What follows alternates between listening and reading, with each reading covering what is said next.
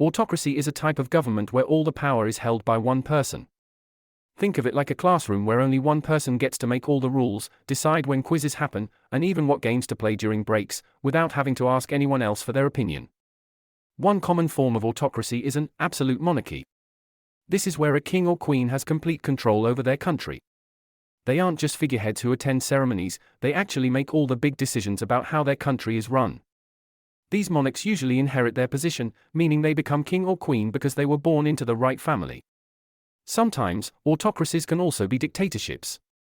This is another type of government where one person or a small group has total control. A dictator has the final say in everything and doesn't allow anyone else to have a say in how things are done. Essentially, in an autocracy, the leader holds supreme power, meaning they are the top boss, and no one can overrule their decisions.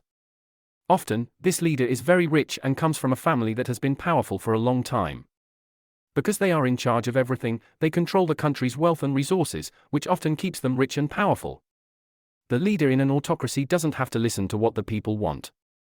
Unlike in democracies, where leaders are elected and have to consider the will of the people, autocratic leaders make decisions without worrying about public opinion. They don't need to get approval from anyone else like a parliament or Congress. Democracy, on the other hand, is a system where the power to make decisions for the country lies with the people. Derived from the Greek words demos, meaning people, and kratos, meaning rule. Democracy therefore means the rule of the people. There are two main types, representative democracy and direct democracy. In a representative democracy, people vote for leaders who make decisions on their behalf. For instance, in the United Kingdom, citizens elect members of Parliament, MPs, to represent them in the House of Commons. These MPs debate and make laws that reflect the wishes of their constituents. In the United States, citizens vote for the president, senators, and representatives who then create and enforce laws and policies. This type of democracy is practical for large populations as it allows elected officials to manage complex governmental functions on behalf of the people. On the other hand, direct democracy involves people making decisions about laws and policies themselves, rather than through elected representatives.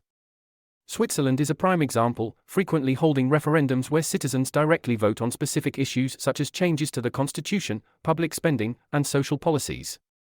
This form of democracy allows for a high level of public participation and ensures that the government closely follows the will of the people. Both forms of democracy are grounded in the idea that the power belongs to the people, known as the rule of the people. In a democratic system, voting is a crucial aspect, enabling individuals to express their opinions and influence how the country is run. Regular, free, and fair elections are a hallmark of democracy, ensuring that leaders are accountable to the people and can be replaced if they do not perform well. Democracy ensures that everyone has a voice, making it essential for fair and just societies.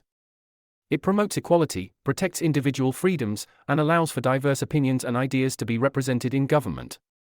By participating in a democracy, citizens help shape the future of their country and contribute to a system that values and respects the input of each individual.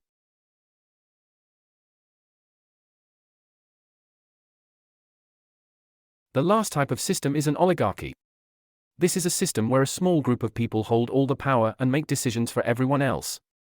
Often because they are rich or related to each other. Instead of everyone having a say, only a few individuals control the government, leading to a concentration of wealth and influence. There are different types of oligarchies, such as theocracy and aristocracy. In a theocracy, religious leaders govern based on their interpretation of religious texts, claiming divine guidance. For example, Iran is considered a theocracy because its supreme leader and key government officials are religious figures who have significant control over the country's laws and policies, all influenced by their religious beliefs. In an aristocracy, noble families with a long history of wealth and power rule, often passing their authority down through generations. An example of aristocracy can be seen in ancient Greece, particularly in the city-state of Sparta, where a few wealthy and noble families controlled the government and military, making decisions that benefited their class. Both systems concentrate power among a few, usually wealthy and related, individuals. This can lead to unfairness because the rulers may make decisions that benefit themselves more than the general population. Understanding oligarchy helps us see how power can be unevenly distributed in different societies and why it is important to ensure that more people have a voice in how they are governed.